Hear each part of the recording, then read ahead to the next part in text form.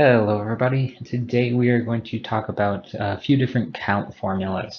So count formulas quite simply just count the number of values within a range.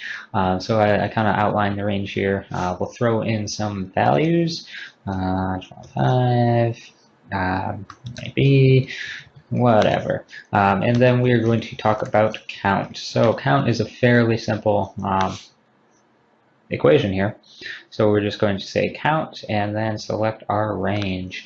And you can see that it's going to return 2. Now you're probably looking at this data and saying, hold on, there's 3 things in there, so why is it returning 2? So the important thing to note with count is that it will only return number values. So if we put letters in there, it's not going to do anything. But when we throw a number in there, that is going to count the number of values within our range.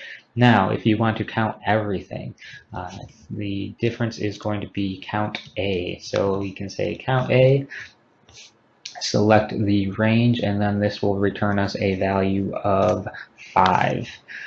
So that will, regardless of what it is, if you throw a space in there, it's going to count it because that's no longer blank.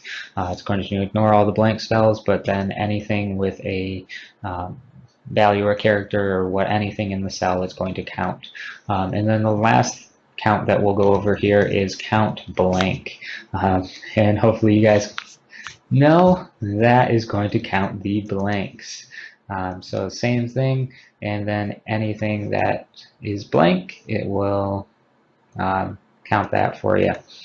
Now that is also going to work the same way, or the opposite way of count A. So if we have a space in there, it is not going to count that as a blank.